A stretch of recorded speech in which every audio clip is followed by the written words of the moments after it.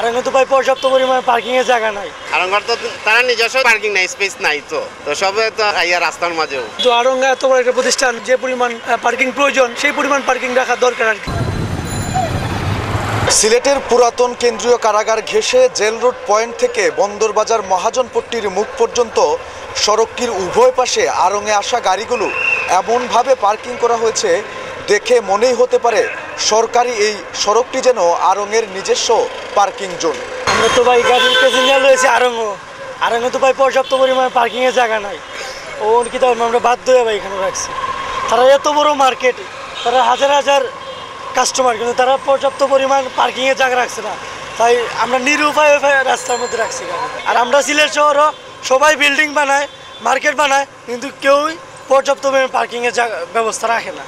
এই ধরনের একটা ব্যবস্থা ওনারা আড়ং থেকে রাখে নাই, যে এখানে যে রাখতেছে সরাইয়া দেই ওইগুলা, এই ধরনের একটা ব্যবস্থা ওনাদের রাখা উচিত ছিল, কারণ তারা এটা বড় একটা কোম্পানি কাজ করতেছে এখানে। তাই আমি মনে করি এগুলা তারা দেখা উচিত, তারা লোক রাখা উচিত এখানে। এগুলা তো নিয়ম না, আসলে আমরা নিয়মই পালন করি না।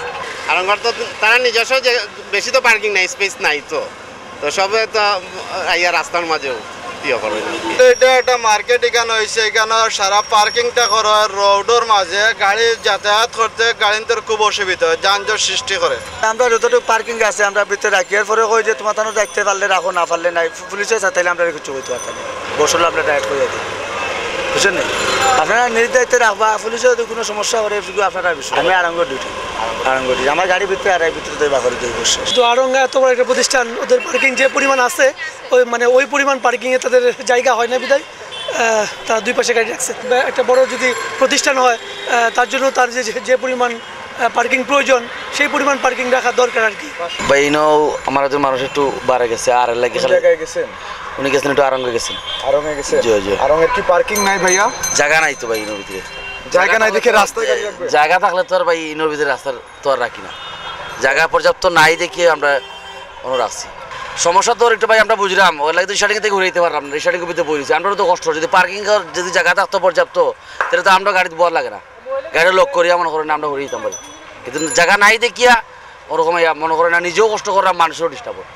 এটা যদি দেওয়ালে লেখা থাকে নো পার্কিং, তাহলে তো এটা প্রশাসনে তাকে লেখানো হয়েছে নিশ্চয়।